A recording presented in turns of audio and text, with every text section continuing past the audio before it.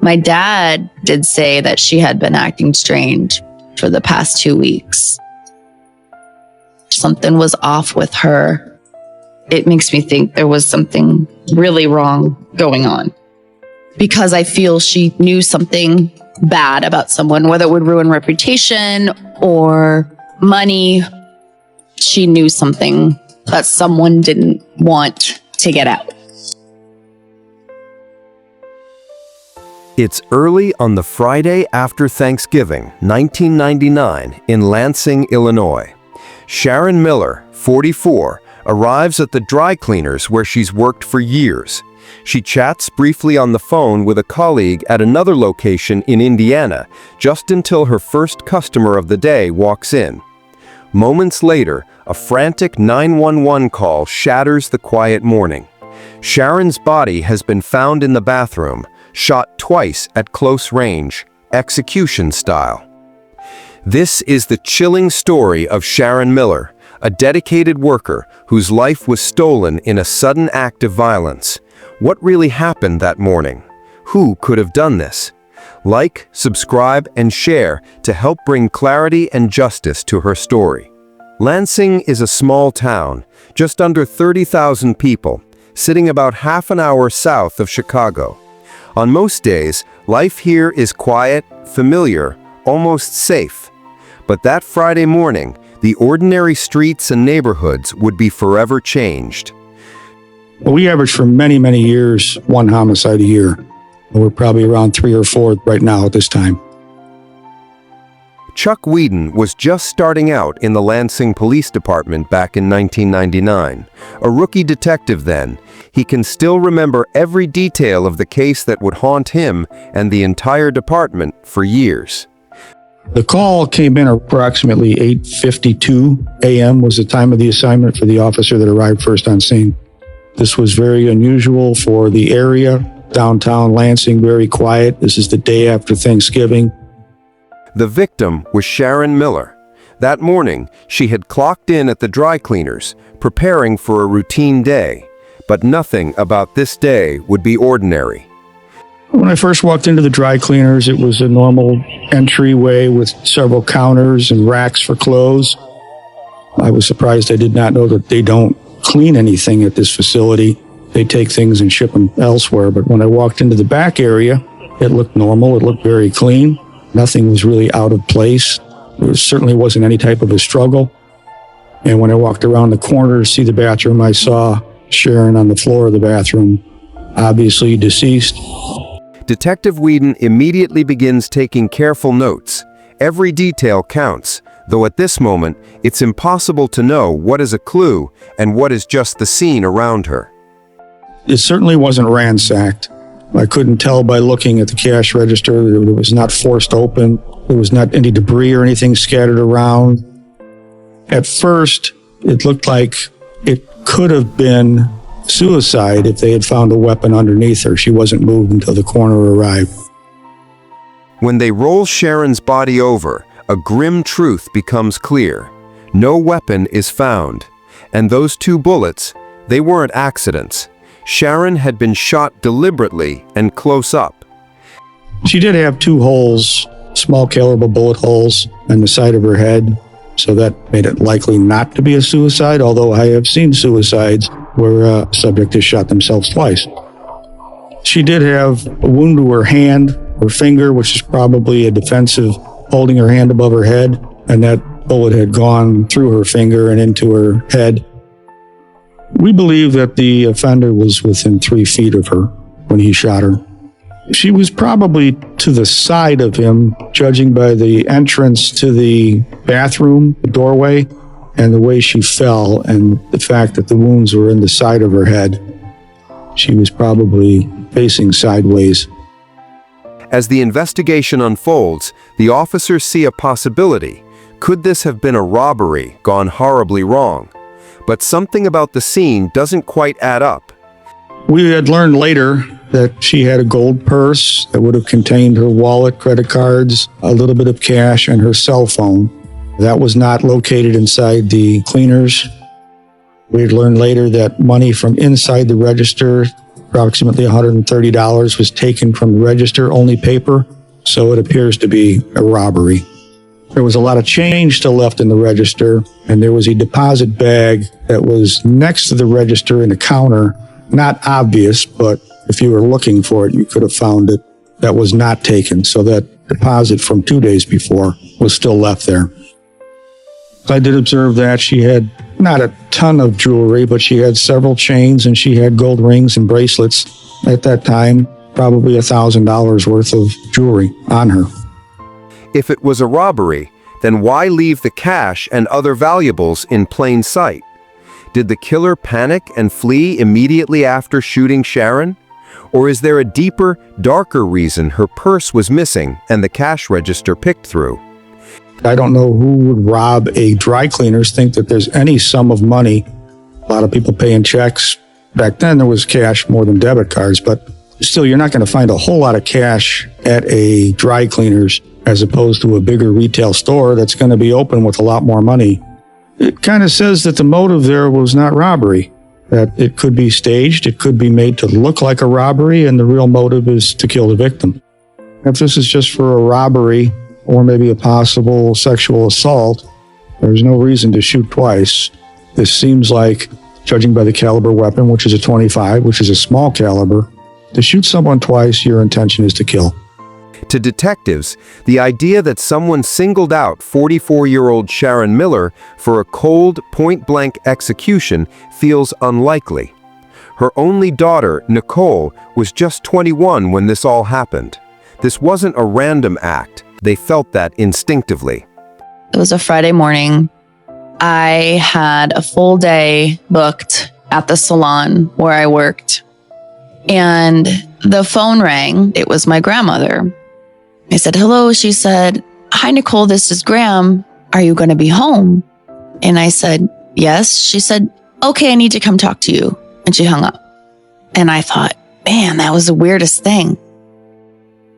About 15 minutes later, the doorbell rang and it was a glass front door. And I saw her standing outside the door with one of the detectives from the Lansing Police Department that I knew and recognized because he had gone to the same church as our family did growing up. So I immediately opened the door and said, what is going on? And then he just goes right out and says, I'm sorry to tell you that your mother is deceased. So obviously, I was in complete shock. Nicole flashes back instantly to one of the last times she saw her mother alive. It had only been 6 weeks earlier, at Nicole's own wedding, one of the happiest days of her life, now overshadowed forever. The wedding was so close to when she died. Those are the pictures that we have of her, the most recent, and that's the dress that we buried her in. She was about 5'6", blue eyes, short blonde hair, very pretty. Of course, I'm biased, but just medium build. She liked to dress nice, liked to have her hair done, her nails done, jewelry and such. She cared about her appearance. She wasn't completely outgoing, but if you talked to her, she would talk to you. So I'd say she was a little shy at first, but not once you got to know her. She loved to laugh, loved to have fun, played a lot of cards. We didn't do a lot of stuff out of the house all the time because we always didn't have the money for that kind of stuff. Sharon's love life had its twists and turns. She had been married 3 times, but everything seemed to change when she met Charles, her third husband. He brought stability, companionship, and perhaps for a time, real happiness. My mom really was, I would say, the happiest I had ever seen her. And a lot of that had to do with Charlie. She met Charlie at the bowling alley, I believe. They were on bowling leagues together. And he definitely was the first real father figure I had come into my life. He was great. He was always great. She finally had found someone to spend the rest of her life with. And he came into the picture when I was 10. And they were actually about to celebrate their 10-year wedding anniversary on December 1st.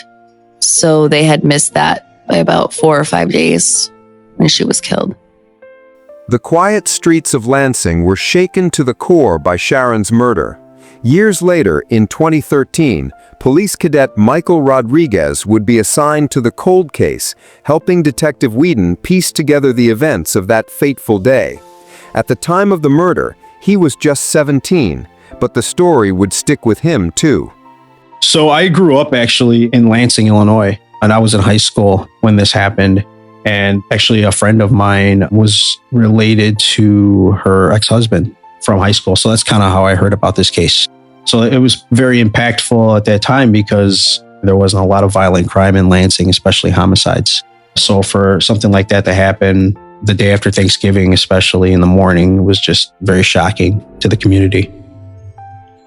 Sharon Miller, she was killed the morning of November 26, 1999, the day after Thanksgiving. From our timeline, I'm seeing that at approximately 6:50 a.m., she left her home in Lansing to go to work at the dry cleaners. It was less than 5 minutes away. She signed in at the computer at 6:54 a.m. And then she actually printed out a receipt from her computer at 6:58.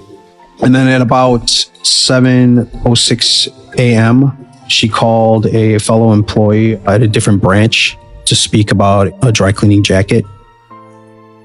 They talked about how their holiday was and whatnot. And according to her, it was just a normal conversation. They were talking for a good 15 to 20 minutes. There were no customers in there. It's early in the morning. She just opened up. Again, it's the day after Thanksgiving. There's not a whole lot of business. And she stated, "I have a customer. I'll call you back." And that's the last she heard from her. What happened after Sharon hung up the phone remains the central mystery. Investigators learned that around 8:40 a.m., a customer arrived at the dry cleaners expecting the usual opening bustle.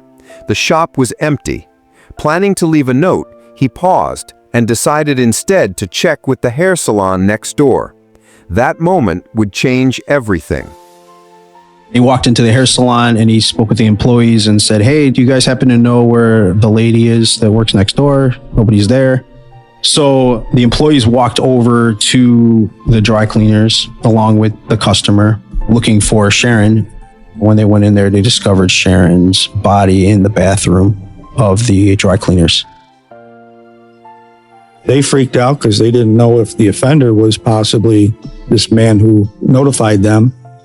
They immediately ran out. They ran into the beauty salon. They locked the door, and there was a woman that was already there to get her hair done because she was getting married that morning. She immediately ran into the closet, and she used her cell phone to contact her father.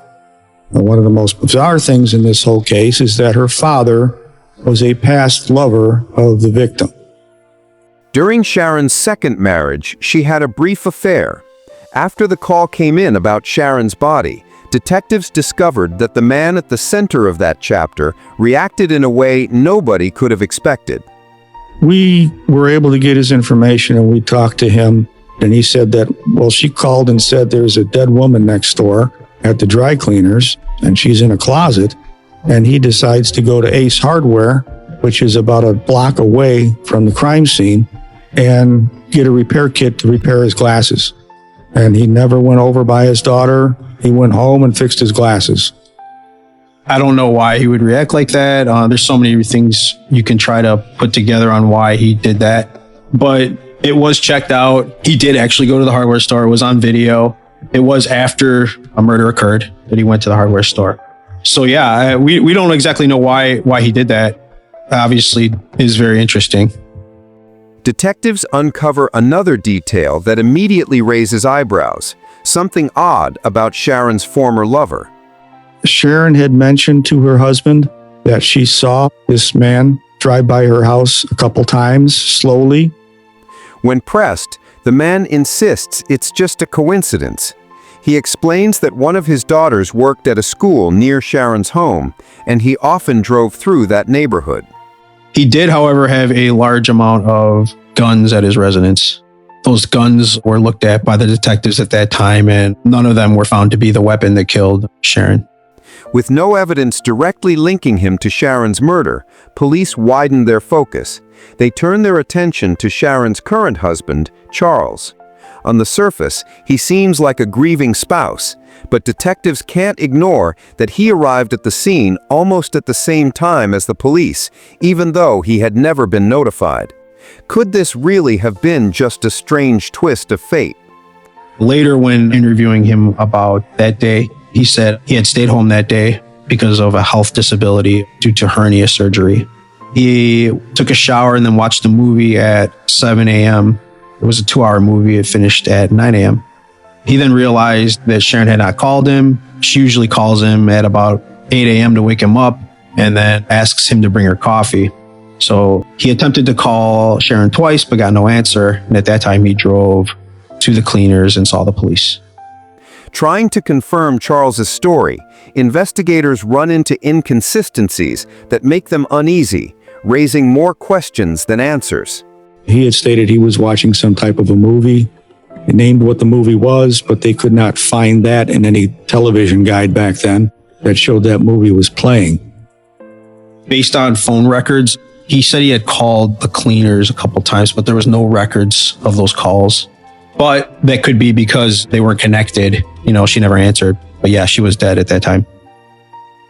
We talked to her close friends. We talked to Nicole, her only daughter, and everybody thought that they had a great relationship. The only thing we had was one friend of Sharon's who jokingly said that if anybody was going to kill anybody, it'd be her killing him, and just in jest. So we had no reason, nobody suspected that Charlie had any involvement. There's nothing in me that would ever think that he would ever do anything like that. He loved my mom. He was devastated without her. Detectives dig deeper into Sharon's life, searching for any hidden secrets or pressures that could have led to her murder. We looked into financials, obviously. They weren't rich, but they certainly weren't struggling. We had no knowledge of any vices at all. She was a social drinker. The gambling was very minimal. They weren't in debt. Police set up a roadblock on the street in front of the dry cleaners, questioning anyone who might have driven by that Friday morning, hoping someone saw something, anything, that could help piece together what happened. We had a couple of witnesses that identified her car, identified the owner of the beauty salon's car, and then there was a blue boxy style, we believe would be something similar to a Chevy Celebrity back then, late 80s, that was described driving away from the scene or parked in front for a short time. We had received leads later on with people that had a similar car. The person that gave the description of the car was not really a car person. And obviously we didn't have any type of plate. A second witness comes forward, offering a more detailed clue that could change the direction of the investigation. He saw a male subject walking out of the cleaners that morning wearing a leather jacket and had dry cleaning clothes draped over his arm, which we found interesting given that there were some dry cleaning clothes missing from the cleaners that day. We theorized that perhaps if that was the suspect, perhaps he was using the dry cleaning clothes to hide the large gold purse that he removed. I think that he knew that it would be really strange to see a man walking out with a large gold purse. A black leather jacket seen by witnesses draws the detective's attention to Sharon's second husband. The description they gave was very similar to her second husband. And when he was interviewed and came in on station, he had a unique black leather jacket. It was never positively identified, but that was something of interest because that second husband really had no alibi. He was not working that day and claimed that he was just driving around that day. As the list of suspects grows, investigators notice someone else who had been right there at the scene that morning. When Sharon's body was discovered, the owner of the dry cleaners arrived almost immediately, just as detectives were processing the crime scene. He assisted with determining what time phone calls were made, determining what time she punched in for the day, and determining how much money was missing out of the register.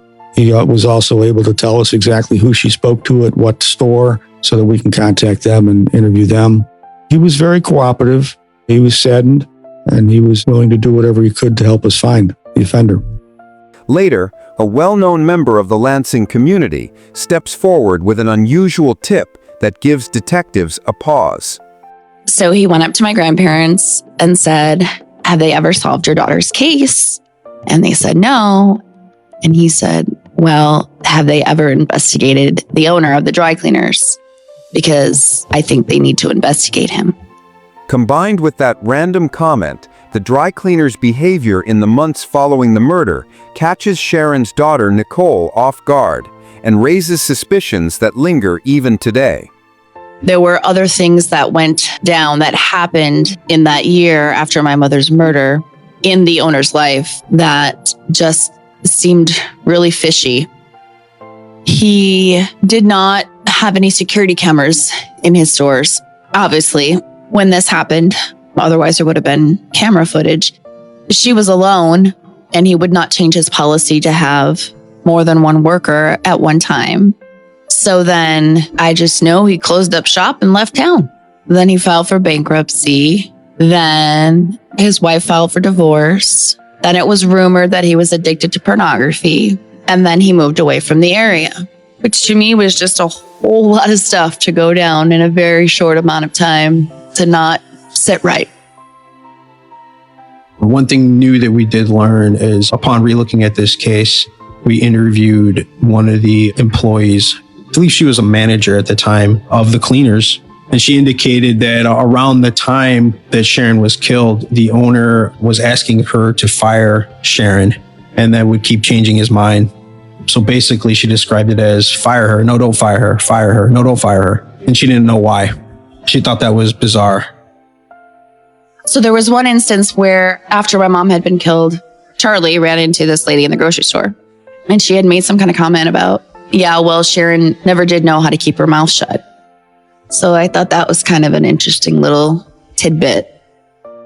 Rumors swirl that the dry cleaner may have been secretly distributing pornography from his store, a fact Sharon may have discovered. If true, it could provide a motive, though there's no proof. Over the years, Detective Whedon notes the owner never followed up with police to check on the investigation, leaving a lingering sense of unease. I think there's a large possibility that something illegal could have been going on out of the dry cleaners and that she had found out about it and that it was something really bad that bothered her a lot. And I feel like she could have possibly said something to someone else to have tipped off that she knew something. I don't know. I mean, I wish she just would have quit, but that wasn't the case. One clue has been kept from the public all these years, a piece of guilty knowledge, something only the killer could know. Now, 23 years later, Detective Whedon is finally ready to reveal it. At the scene, a dry cleaning ticket had been placed in a very deliberate way. One part of this case that has intrigued all of the detectives, there was a ticket that Sharon had written, who we believe was the person that murdered her, or at least was the name that that person gave. And that name was Nick Charles. And we certainly looked into every Nick Charles that we could possibly look into. And this bizarre coincidence that her daughter's name is Nicole and her husband's name is Charles, we didn't know if that had anything to do with anything. And we held that pretty tight because that is the piece of evidence that really only the actual murderer would know about. But because there's been so much time going by, we would like to release that at this point. And it was kind of interesting, the positioning of this receipt, because it was partially off of the counter, almost like it was to draw your attention to it. Like half of the receipt was sticking like in the air off the counter. And I believe it indicated that Nick Charles was submitting one jacket to the dry cleaners. So there was an exhaustive search for Nick Charles. They did not come up with anything. It could be an alias. There's a famous character by the name of Nick Charles from book series. So it could be a fan of that character.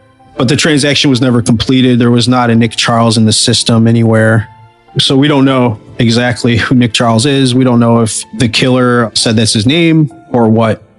We didn't even know definitively if Sharon wrote that herself. It is believed to be Sharon's handwriting. A handwriting expert did look at it and couldn't confirm absolutely. Sharon did write in cursive most of the time, and part of it is in cursive, but not all of it. It was incomplete, according to the owner of the dry cleaners. She hadn't put the rest of the information, but we certainly don't know if that's the point. Maybe a weapon was pulled out or she was pushed to the back or something like that. So we do believe it was Sharon's handwriting, but it's not absolutely certain. Could the killer have been playing a game with investigators, leaving this strange clue behind? No one has been able to figure out who Nick Charles is or why that name appears on the ticket. Police hope that, with the public's help, someone might recognize it and open a new path in the case. A lot of our homicides that I've worked, we can identify a suspect pretty soon, and there's only one suspect or one person of interest. This case is different because we've got 4 or 5 persons of interest. We definitely believe that she didn't know who the person was that killed her, but that doesn't rule out the fact that it was somebody hired by somebody she knows. Was Sharon's murder a random act of violence or a carefully planned hit by someone close to her? Everyone involved in the investigation has their own theory, but the truth remains elusive. I believe that it wasn't a robbery. It was made to look like a robbery, but they didn't do a very good job of that. And I believe she was watched for weeks for someone to know that she would be there by herself very early in the morning. And I believe that she was killed. I believe it was a hit. The biggest person of interest in this would be the man that she had an affair with for many years. With his daughter being next door and her wedding being that day, he would have had an excuse to be in the area. She's in the closet calling him on her cell phone, and he doesn't bother to even stop by. He goes to get his glasses repaired, to get a repair kit for his glasses. It just seemed like he had something to hide. She was shot with a .25 automatic, and this man had owned at least 2 .25 automatics. He was cooperative with everything, but he just seemed like a very strange person that to me is the biggest person of interest. Somebody knows something, somebody said something to someone, or someone knows about a relationship that maybe Sharon had with someone that may not have come forward. Somebody just needs to call the police department and just share that little bit of information that could lead us in the right direction. We have a little bit to work with. I think if we had just a little bit more, this could be solved. 23 years later, Nicole holds on to the memories of her mother, clinging to the hope that one day the mystery will finally be solved. We had just been together the day before. It was Thanksgiving. We had a small family gathering at my husband's parents' house with his parents, my parents, and one set of grandparents from each side. We had a really great day. It was one of the best Thanksgivings I've ever had. We laughed and ate and just had a really good time. I actually had fallen asleep on the couch and didn't really fully wake up to say goodbye when they had left, not knowing that that would be the last time that I would ever see my mom alive. I would love for justice to be served and whoever was responsible for this to be caught. I feel so strongly that someone was paid to kill her that I'm more focused on finding the person that paid to have this done, and maybe not so much even the person that pulled the trigger.